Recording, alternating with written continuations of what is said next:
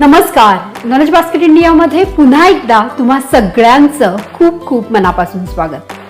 आज आपण आपल्या लहान मुलांचं बेडमध्ये रात्री झोपेत सुसू करणं याच्यावर बोलणार आहोत. याच्यावर 5 टिप्स ज्या घरच्या घरी तुम्हाला करता येतील आणि बाळांचं किंवा आपल्या मोठ्या मुलांचं सुसू करणं नियंत्रणात करता येईल रात्रीचं झोपेत हे सांगणार आहे. त्याचप्रमाणे एक आयुर्वेदिक उपाय सुद्धा मी तुम्हाला सजेस्ट करणार आहे, ज्या उपायाने तुमच्या मुलाला नक्की बरं वाटणार आहे. पहिल्यांदा आपण हे समजून घेऊया की नक्की हा आजार आहे की काय आहे, माझ्या मुलामध्ये हा काय प्रॉब्लेम आहे की ज्याच्यामुळे त्याला हे सगळं फेस करावं लागत आहे. ते सगळं आता बघूया. आधी आपण शास्त्रीय दृष्ट्या बेड वेटिंग म्हणजे काय हे समजून घेऊया. आता मित्रांनो, मैत्रिणींनो, बेड वेटिंग हा कुठलाही आजार नाही हे ऐकून तुम्हाला छानच वाटलं असेल. बेड वेटिंग ही एक कंडिशन आहे जो डेव्हलपमेंटल डिले आहे, म्हणजे आपल्या मुलाच्या शरीरामध्ये काही विकास व्हायला वेळ लागतो, हा डिले आहे. तर हा कुठलाही आजार नाही. हा लहान बाळांपासून अगदी मोठ्या मुलांपर्यंत किंवा क्वचित प्रौढांमध्येही हा आजार दिसतो. बेड वेटिंग या प्रॉब्लेमला वैद्यकीय भाषेमध्ये मेडिकल टर्म्समध्ये नॉक्टर्नल इन्युरेसिस असं म्हणतात. कधी कधी मूत्रसंस्थेत काही बिघाड असेल, त्याच्या कार्यामध्ये बिघाड असेल तरीही हा प्रॉब्लेम होऊ शकतो. परंतु ही जी कंडिशन आहे की जिथे मूत्रसंस्थेमध्ये बिघाड आहे ही कॉमन नाही, ही रेअरली आणि क्वचित आढळते. म्हणूनच डेव्हलपमेंटल डिले मूत्रसंस्थेमध्ये किंवा युरिनरी ट्रॅकमध्ये त्याच्या होणाऱ्या विकासामध्ये झालेला उशीर हे एक कॉमन रिझन आहे, ज्याच्यामुळे मुलांना अगदीच टीनेजर्सना सुद्धा या रिझनमुळे बेड वेटिंगला सामोरं जावं लागू शकतं. आणि ही अतिशय सामान्य समस्या आहे. ही कुणामध्येही दिसू शकते आणि कालांतराने ही पूर्णपणे बरी होते. डेव्हलपमेंटल डिलेमुळे होणाऱ्या या समस्येला वैद्यकीय भाषेमध्ये प्रायमरी नॉक्टर्नल इन्युरेसिस असं म्हटलं जातं. आता आपल्याला समजलंय की बेड वेटिंग हा डेव्हलपमेंटल डिले आहे आणि जास्त चिंतेचं कारण नाही. आता हे कसं कार्य करतं, कसं काय मुलांना रात्रीची शू होते ते बघूया. ज्या वेळेला ब्लॅडर म्हणजे मूत्रपिशवी पूर्णपणे भरते त्यावेळेला मूत्रपिशवीकडून मेंदूला काही नर्व्सद्वारे सिग्नल दिला जातो की आता ब्लॅडर फुल झालेला आहे आणि ते खाली करण्याची वेळ आलेली आहे. ब्रेनमध्ये एक सेंटर आहे, अवेक सेंटर. इथून बॉडीला सिग्नल्स दिले जातात की आता उठण्याची गरज आहे आणि आता बॉडीला मूत्र पास करण्याची, शू पास करण्याची गरज आहे. पण अशा वेळेला होतं काय, ब्रेनमधून तर सिग्नल पुढे फॉरवर्ड होतो पण बॉडीमध्ये तो रिसीव्ह केला जात नाही. कारण हे सगळे रिफ्लेक्सेस नर्व्समधून पास होण्याची जी क्षमता आहे ती त्या बाळाची, ती रिसीव्ह करण्याची क्षमता त्या बाळाची किंवा त्या मुलाची व्यवस्थित मॅच्युअर्ड झालेली नसते. हे कॉमन आहे, बऱ्याच जणांना हे होतं. मग अशा वेळेला बॉडी हे सिग्नल रिसीव्ह करत नाही आणि मध्यरात्री कधीतरी बाळाला शुशू होऊन जाते आणि मग बाकीचे प्रॉब्लेम, सगळं ओलं होणं वगैरे हे सगळं त्या बाळाला सामोरं जावं लागतं. त्या मुलाला, टीनेजरला किंवा प्रौढाला यातून जावं लागतं. आता हे जे रिफ्लेक्सेस डिले, रिसीव्ह करण्यामध्ये झालेले डिले, विकासात झालेला जो डिले आहे हा आयुर्वेदिक उपचारांनी बरा केला जाऊ शकतो. तसेच घरगुती 5 गोष्टी करून हा आजार आपण पूर्णपणे नियंत्रणात आणू शकतो. तर आता या ज्या 5 घरगुती गोष्टी आहेत या तुम्हाला माहीत असणं अतिशय महत्त्वाचं आहे. या 5 गोष्टी, या 5 घरगुती गोष्टी कुठल्या आहेत हे सुरू करण्यापूर्वी 1 मिनिटात तुम्हाला आयुर्वेदिक उपचाराविषयी सांगते. तो आपण पटकन बघूया आणि या घरगुती गोष्टींना मग आपण सुरू करूया. हा आयुर्वेदिक उपचार ज्याने आपल्या मुलांचं बेड वेटिंग संपूर्णपणे कंट्रोलमध्ये येऊ शकतं ते आहे उज्ज्वला आयुर्वेदाश्रम या भारतीय प्रीमियम आयुर्वेदिक ब्रँडचं एक कॉम्बो पॅकेज अवेलेबल आहे. ते आहे ब्रेनोकॉन सिरप आणि युट्रॅकॉन सिरप. यातल्या शुद्ध आयुर्वेदिक वनौषधी आपला युरेथ्रा म्हणजे मूत्रनलिका, किडनीज आणि संपूर्ण मूत्रसंस्थेचं आरोग्य सुधारण्यास, त्याला बळकटी आणण्यासाठी मदत करतात. यातले घटक हजारो वर्षांपूर्वी आयुर्वेदीय संदर्भ ग्रंथांमध्ये लिहून ठेवलेले आहेत आणि तेच वापरून अगदी शुद्ध प्रक्रियेतून हे औषध बनतं. कुठलंही रसायन न वापरता FDA अप्रूव्ड ही औषधं असतात आणि यात फक्त वनौषधी वापरलेल्या असतात. यूट्रॅकॉन सिरपमध्ये आहे शतावरी, बला, गुडूची, कंटकारी, गोखरू आणि वरुणसाल. या सगळ्या वनौषधी ज्या आहेत कंटेंटमध्ये इथे दिलेल्या आहेत, या सगळ्या योग्य प्रमाणात वापरून आणि सगळ्यात सेफेस्ट आयुर्वेदिक हे औषध आहे. यातल्या वनौषधी किडनीचं आरोग्य सुधारतात आणि डाययुरेटिक असल्यामुळे इझिली शू होण्यासाठी मुलांना मदत करतात. किडनीवरचा कुठलाही ताण जो आहे तो संतुलित करण्यासाठी या वनौषधी आपल्याला मदत करतात. आता मुलांचे सिग्नल रिसीव्ह करण्यात आणि रिफ्लेक्समध्ये जी कमतरता पडते, जी मॅच्युरिटी कमी पडते, विकास कमी झालेला असतो, यासाठी मुलांना ब्रेनोकॉन सिरप मदत करणार आहे. आता ब्रेनोकॉन सिरपमध्ये काय आहे, याच्यामध्ये आहे जटामांसी, शंखपुष्पी आणि ब्राह्मी.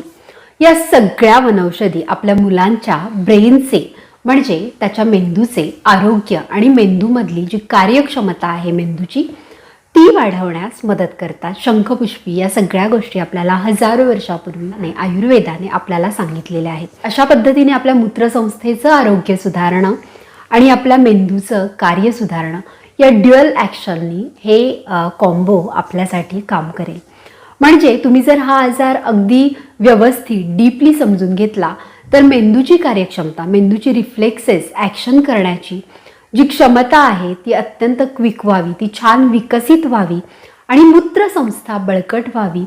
या दोन्ही दृष्टिकोनातून हे कॉम्बो आपल्या मुलांना आणि आपल्याला ज्यांना हा प्रॉब्लेम होतोय त्यांना मदत करणार आहे. या कॉम्बोने मूत्रसंस्थेचं आरोग्य तर सुधारतंच, परंतु शरीरामध्ये जे रिफ्लेक्सेस मेंदूकडून रिसीव्ह होतात ते देखील व्यवस्थितपणे बॉडी रिसीव्ह करते आणि रिस्पॉन्ड करते.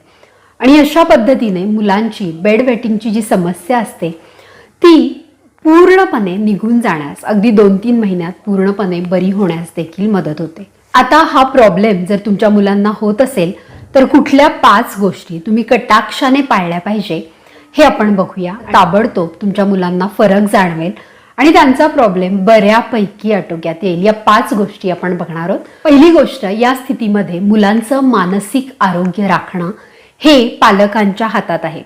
ही गोष्ट होतीये, रोज रोज होतीये म्हणून तुम्ही मुलांना मारलं, रागावलात, त्यांच्यावर चिडलात किंवा त्यांना टोमणे दिले तर ही गोष्ट बरी होण्याऐवजी जास्त वर्स्ट म्हणजे जास्त बिघडू शकते आणि मुलांच्या बरं होण्याच्या प्रोसेसमध्ये ही गोष्ट एक मोठा अडथळा ठरू शकते. आणि म्हणूनच या समस्येला आजाराप्रमाणे मुलांसमोर पोर्ट्रे करू नका, प्रेझेंट करू नका.